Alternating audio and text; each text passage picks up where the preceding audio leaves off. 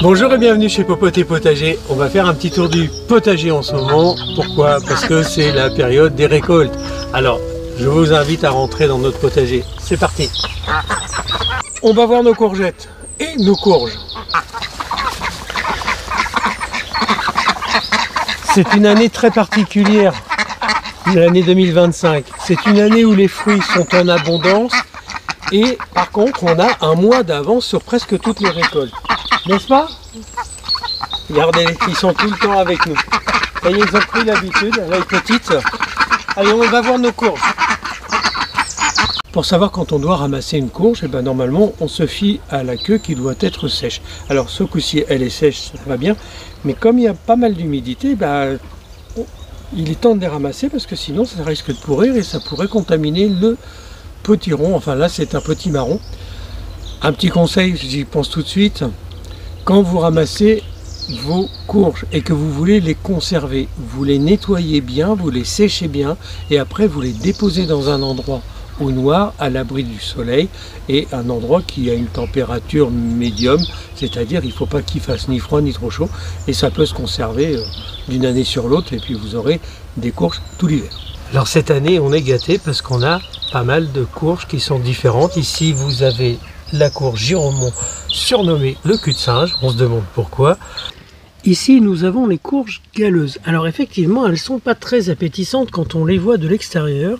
Et pourtant, dans le monde de la gastronomie, eh bien, elles sont reconnues comme les meilleures courges du monde. Alors ici, on a notre récolte de butternut. Vous voyez, on en a largement suffisamment pour passer l'hiver.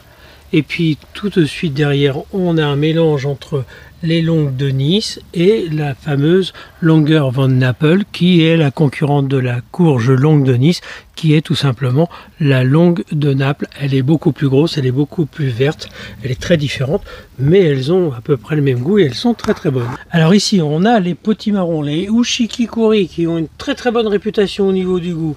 Ensuite, on a les Tromba di Alba, donc une variété un peu particulière. Les graines sont tous mis dans le rond qui est tout au bout. Et puis après, il y a les sucrines du Berry. Les sucrines du Berry, elles sont très très réputées, elles ont très bon goût. Et bien écoutez, avec tout ça, on aura de quoi faire plein de repas cet hiver.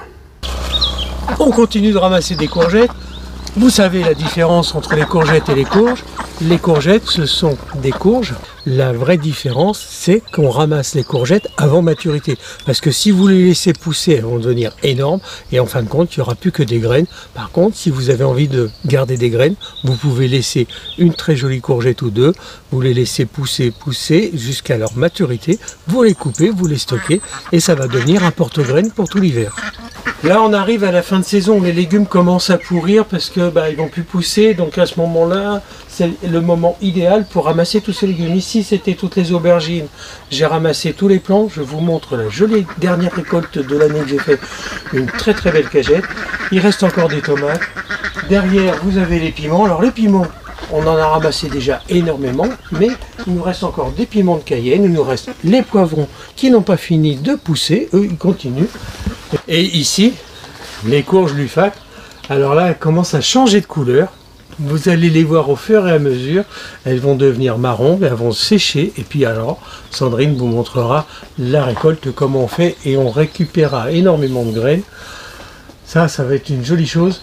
Et en fin de compte, elles se plaisent énormément en serre. Vous voyez, il y a même encore des jeunes pousses qui arrivent. Bon, ça va pas pousser, hein, faut pas rêver. Mais dans tous les cas, ça a été un bonheur de les cultiver cette année, puis ça s'est très très bien marié avec tous les légumes de la serre. C'est la période des récoltes, mais c'est aussi la période où on continue de semer et de planter. Vous voyez ici, j'ai préparé, ça c'est de la salade frisée, là j'ai préparé du chou-fleur, j'ai préparé du chou chinois, là ici j'ai des choux cabus qui vont être plantés dans la serre, et puis là derrière j'ai d'autres choux chinois, c'est-à-dire que je continue de faire des semis et je continue de faire des cultures, et puis maintenant je commence à travailler exclusivement dans les serres. Pourquoi? Parce que quand il va y avoir les premiers coups de froid, ça va être difficile pour les légumes. Donc cet hiver, on va essayer d'avoir des légumes tout l'hiver, des légumes frais, de la salade. On a aussi prévu les endives, on va y aller tout de suite. Vous allez voir les endives, les poireaux, les haricots verts, ça marche à fond, c'est plein moment et on a encore plein d'autres choses à vous montrer. La serre se vide, elle se remplit, elle se vide, elle se remplit. Donc ici on a mis les radis longs maraîchers, les radis noirs et les radis ronds. Et puis ici vous avez du mesclun, donc c'est le mesclun asiatique. Derrière il y a de la mâche qui commence à sortir timidement. On l'a mis un peu tardivement, mais c'est très bien. On va avoir de la salade d'ici la fin du mois d'octobre. On aura plein de récoltes. Et puis il y a toujours des carottes, il y a des blettes, il y a les patates douces.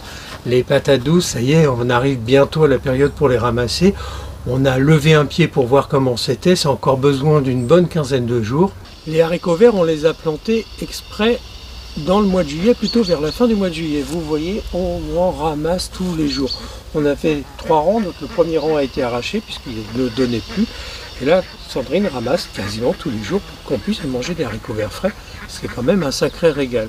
Et puis juste à côté, vous avez les navets, vous avez encore des carottes, vous avez d'autres choux. Là, ce sont des variétés mélangées parce que j'avais pas envie trop de me casser la tête. Donc, vous avez du chou de Bruxelles, vous avez du chou de Milan, vous avez des choux cabuc, vous avez des choux-fleurs. Derrière moi, vous avez les poireaux. Donc vous avez les poireaux d'été, ce sont les 2 premiers rangs que l'on a plantés dès le début du mois de juin. On les récolte régulièrement pour manger dessus en ce moment. Et puis après, il y a tous les autres poireaux d'hiver. Donc on a mis 50 poireaux d'été, 150 poireaux d'hiver. On est à peu près tranquille. Bon, puisque cet hiver, on va faire quoi? Du pot-au-feu, on va faire plein de soupes, on va faire plein de repas qui sont réconfortants pour l'hiver. Donc les poireaux, c'est indispensable. Et là, mes petites préférées, les endives. Donc les endives sont presque à maturité, on va encore attendre un petit mois et au courant du mois d'octobre on va les arracher, on va les mettre dans la serre au sol, on va les mettre à forcir et une fois qu'ils seront forcés, et donc on va couper les feuilles et les racines et on va les mettre dans un endroit un peu particulier, donc une belle caisse au potager et on va manger des endives d'à peu près 2 mois, 2 mois et demi après. Donc grosso modo, pour le début de l'année, nous aurons des endives au potager.